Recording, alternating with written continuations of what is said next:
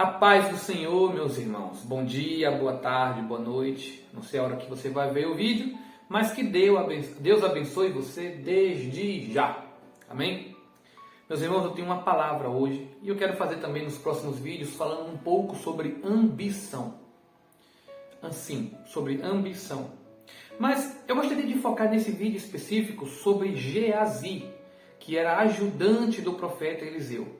Você vai encontrar o texto que eu vou ler em 2 Reis, no capítulo 5, do verso 15 em diante, até o início do capítulo 6. Basicamente, antes disso, se você quiser ler o capítulo 5 todo, fique à vontade, te convido a fazer isso. Afinal, ler a Bíblia é sempre bom, é a palavra de Deus que nos edifica. E o que acontece? Esse capítulo conta a história de Naamã. Naamã, ele era um soldado de alta patente no país dele. E ele tinha uma escrava hebraica. E essa escrava hebraica, uma garota, uma menina, através dela, ele ficou sabendo que haveria em Israel um profeta, um homem de Deus poderoso, capaz de curá-lo.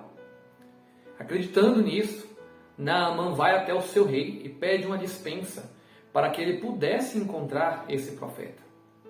Ele sai da sua terra com muitas riquezas para entregar a Eliseu, o profeta que poderia curá-lo. E quando lá chegou no destino para encontrar o tal profeta, simplesmente Eliseu não recebeu Naamã. Mandou o seu ajudante e disse assim, fala para esse senhor ir até o Rio Jordão, mergulhar nas águas 7 vezes. Todos sabem que a água do Rio Jordão, se você não sabe, fica já a saber, a água do Rio Jordão não era das mais limpas. E é uma das reclamações de Naamã. Ele ficou irado, ele queria ir embora. No entanto, um de seus ajudantes disse assim, mas meu mestre, se por acaso ele pedisse as riquezas que o Senhor trouxe, não faria? Ou algo ainda mais difícil, tudo que ele pede é que vá mergulhar 7 vezes. Naamã se acalmando, foi até o rio, mergulhou 7 vezes e a sua pele se tornou limpa como de uma criança. E agora começa o texto que eu quero ler para vocês. No verso 15 de 2 Reis, no capítulo 5, diz assim: E ele, Naamã, retornou ao homem de Deus, ele e toda a sua companhia, e veio e pôs-se diante dele e disse, eis que agora não há Deus em toda a terra, senão em Israel. Agora, portanto, eu suplico-te, recebe uma bênção do teu servo. Era o que Naamã dizia para Eliseu. Recebe uma bênção do teu servo? Sou eu, recebe. Porém, ele disse, como vive o Senhor, diante de quem me ponho de pé, não quero receber nada. E insistiu para que ele a recebesse, mas ele recusou. Eliseu não recebeu aquele dinheiro. Muitas vezes Deus fala assim para a gente, para não receber aquele dinheiro. Você já deve ter escutado relatos de pessoas, de irmãos da igreja, ou de pastores contando no púlpito, que foram até uma casa fazer um trabalho, fazer uma oração, fazer ali uma libertação, alguém que poderia estar em uma situação muito doente, uma cura, e as pessoas da casa queriam lhe oferecer algum dinheiro e eles não aceitavam.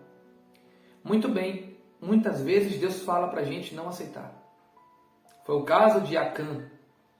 Acã pertencia ao exército de Israel, das 12 tribos, sob o comando de Josué.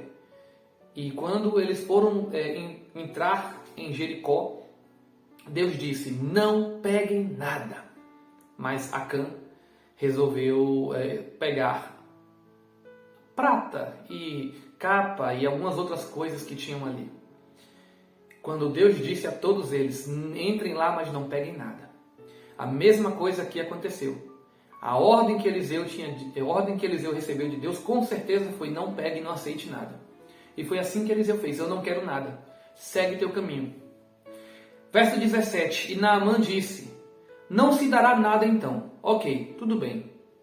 Eu suplico-te, seja dada ao teu servo a carga de terra de 2 mulas, porque o teu servo doravante não oferecerá nem oferta queimada, nem sacrifício a outros deuses, senão ao Senhor. se não fica claro o texto aqui, é Naamã dizendo que não vai oferecer ou fazer oferta nenhuma mais a outro Deus, senão Deus de Israel. Nisto, perdoe o teu servo, quando vier meu senhor à casa de Rimom. Rimom era o Deus que o rei dele adorava, o rei de Naamã. E Naamã disse, me perdoe quando eu vier à casa de Rimom acompanhar o meu senhor, para ali adorar. E ele se apoiar em minha mão e eu me curvar na casa de Rimom. Quando eu me curvar na casa de Rimom, nesta coisa perdoe o Senhor, o teu servo. Naamã convertido a Deus. Naamã disse, por mais que eu tenha que apoiar a mão do meu rei, do meu senhor, quando for levá-lo à adoração a de Rimom, que o Senhor me perdoe, que o Senhor me perdoe. Mas onde é que entra a ambição aqui? A ambição é de Geazi. Porém, verso 20, Geazi, o servo de Eliseu, o homem de Deus, disse, eis que o meu senhor Eliseu dispensou Naamã, esse sírio, ao não receber em suas mãos aquilo que ele trouxe. Porém, como vive o Senhor Deus, correrei atrás dele e pegarei algo para mim. Sim, meus irmãos. Ele disse consigo mesmo, meu mestre Eliseu não recebeu, mas eu vou lá. Assim como vive Deus, eu vou lá. Ele usou o nome de Deus como inspiração para pegar um dinheiro, qualquer coisa. Ele foi pegar prata, foi correr atrás, ele queria alguma coisa, ele queria lucro. Sendo que não foi ele quem fez nada, quem fez tudo foi Deus. E se o mestre dele está dizendo que não quer, que não é para ser feito, ele põe no coração dele, em nome de Deus que é. É assim muitas vezes também dentro das igrejas. Quando a nossa liderança diz uma coisa, nós vamos, por exemplo, um grupo de louvor. Quando a liderança do grupo de louvor escolhe um louvor, o que está ligado na terra está ligado no céu. Talvez um membro não concorde, ou muitas vezes nem um membro do grupo, às vezes é o irmão que está sentado lá na igreja, que está ali prestando atenção, está no momento que deveria ser de adoração, mas não, ele para prestar atenção nos erros que acontecem na igreja, ou pelo menos o que ele acha que é um erro. Tá bem? Ou então quando o chefe do seu trabalho diz assim para você, olha só, nós vamos agora fazer o serviço dessa tal maneira, assim, assim, assado. E você começa a reclamar e falar mal do chefe pelas costas e colocar defeito, é a mesma coisa. Hierarquicamente tem alguém em cima de você falando, mas a tua ambição, o teu egoísmo é tão grande que você não enxerga, você quer as coisas do seu jeito ou quer para você. É assim que funciona. Veja bem o que Geazi ainda mais faz. Pior, Geazi usou o nome de Deus. Hein? Repetindo o verso 20. Geazi, o servo de Eliseu, que é homem de Deus, disse, eis que o meu senhor Eliseu dispensou Naamã, o sírio, e não recebeu nada daquilo que ele trouxe. Porém, como vive o Senhor, eu vou correr atrás de Naamã e eu vou pegar algo para mim. Assim, Geazi seguiu atrás de Naamã. E quando Naamã o viu correndo atrás de si, ele desceu da carruagem para encontrá-lo e disse, está tudo bem, menino? E ele disse, tudo está bem. O meu Senhor me enviou dizendo, olha, é que agora mesmo vieram a mim do monte Efraim 2 moços dos filhos dos profetas. Dá-lhes, rogo-te, 1 talento de prata e 2 mudas de veste. Mentindo. Isso não aconteceu. E Naamã disse, ora, sê contente, toma 2 talentos. E insistiu com ele. E amarrou 2 talentos de prata em 2 sacos com 2 mudas de vestes. E as deitou sobre os seus 2 servos. E a elas as carregaram adiante dele. E quando ele chegou à torre, tomou-os das mãos deles, os depositou na casa e disse aos homens para irem embora. E eles partiram. Porém, quando ele entrou e pôs-se diante do seu mestre, disse-lhe Eliseu, de onde vens tu, Geazi? E ele disse, teu servo não foi a lugar nenhum. Mentiroso. Quando a gente quer manter aquilo que nós conseguimos através de um esforço, não um falso esforço, Talvez a motivação seja torpe, mas o esforço não é falso. Afinal, Geazi foi correndo atrás da carruagem. Houve suor, não é? Muitas vezes a gente consegue aquilo pelo suor do nosso corpo e dizendo assim, foi com muito esforço que eu consegui isso. Mas é um esforço sujo. É um esforço que não deveria ser assim. Quando Deus não está na causa, meu irmão, em vão se esforça você para conseguir algo. Esse é o problema da ambição. Quando nós queremos riquezas sem Deus estar na causa. Ou pior, quando nós queremos riquezas e fazemos a coisa errada para conseguir. E ainda usamos o nome de Deus. É terrível. De onde vens tu, Geazi? Teu servo não foi a lugar nenhum. E ele lhe disse, não foi contigo meu coração quando o homem retornou da carruagem para te encontrar? É hora de se receber dinheiro e receber veste e olivas e vinhas, ovelhas, bois, servos, criadas? Eliseu era profeta de Deus. Eliseu recebia revelações de Deus. Geazi, por um momento, achou que fosse passar desapercebido isso. Mas Deus revelou para Eliseu. Portanto, é o que Eliseu disse a Geazi. Portanto, a lepra que Naamã tinha, lembra, Geazi? Ela pegará a ti e a tua semente para sempre, ou seja, aos teus filhos. E ele saiu da sua presença um leproso, tão branco como a neve. Meus irmãos, naquele tempo, quando uma pessoa ficava leprosa, ela deveria se apresentar ao sacerdote, e o sacerdote iria enviar ela até a cidade refúgio. Essa pessoa ficaria lá isolada para sempre, até que, e se ela fosse curada. Mas sabemos que lepra naquela época não tinha cura, somente através de um milagre. Hoje em dia, a lepra, chamada nos tempos modernos de hanseníase, ela tem cura, se feita no início. Se tratada no início, ela tem cura.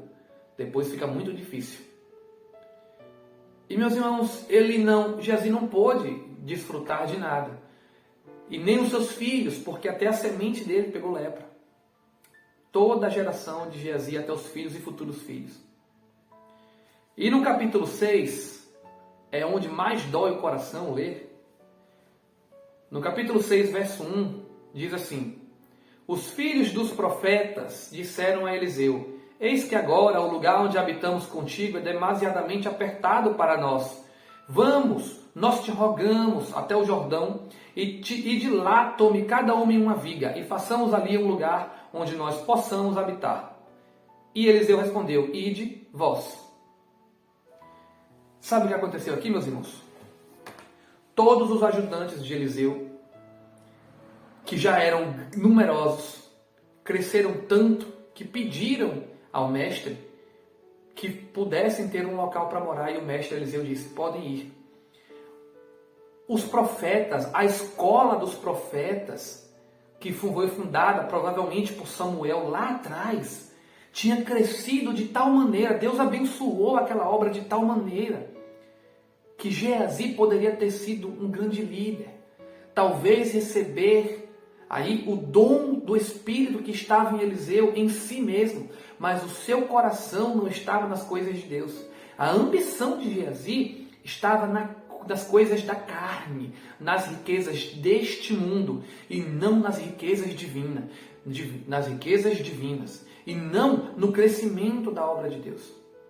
Foi por isso, talvez, que ele não conseguiu ressuscitar o moço que morreu. Poucos capítulos atrás você pode ver isso. Geazi tentou e não conseguiu. Eliseu veio, mas precisou orar 2 vezes. Meus irmãos, que nossa atenção esteja focada dentro da obra de Deus. Você que é crente, o conselho que esta palavra interpretada desta maneira diz é muito simples. Vamos parar de olhar para os defeitos ou então o que nós achamos que é defeito e começar a olhar para a obra. A obra precisa de crescimento. E se você não fizer isso, se você não respeitar as decisões dos líderes, sabe o que vai acontecer? você vai ser deposto da obra, a obra vai crescer, você só vai ficar sabendo e não vai participar. Talvez você tenha ali feito, trabalhado junto com sua liderança, trabalhado, orado, se esforçado e no momento só você cai. A Bíblia diz, aquele que está de pé, cuidado para que não caia. E para você que não é cristão, meu irmão, nós sabemos quais são os princípios bíblicos. Não roubar, não matar, não destruir. Nós sabemos quem veio para fazer isso e não deve ser nosso trabalho. Nós devemos nos agarrar no que é certo. Continuar lendo a Bíblia e meditando na palavra. Amém? Vou fazer uma oração agora, a oração que Jesus Cristo nos ensinou. E no próximo vídeo eu volto com um pouco mais da palavra sobre ambição, com outro personagem, com Eliseu. Porque Eliseu também foi muito ambicioso. Sim, Eliseu foi mais ambicioso do que Geazi, ou pelo menos mais responsável. Mas nós vamos ver sobre isso amanhã. Amém? Fechemos os olhos e oremos assim. Pai nosso que estás no céu, e que santificado seja o teu nome, que venha o teu reino, que seja feita a tua vontade, assim na terra como no céu. E o pão nosso de cada dia nos dá hoje, e perdoa as nossas ofensas, assim como nós perdoamos quem nos tem ofendido. Ó Deus, não nos deixe cair em tentação, mas livra-nos do mal, pois teu é o poder, é o reino, a honra, a glória para todo e todo sempre. Amém. Amém e amém. Glória a Deus. Meus irmãos, Deus abençoe vocês desde já. Amém. Um abraço.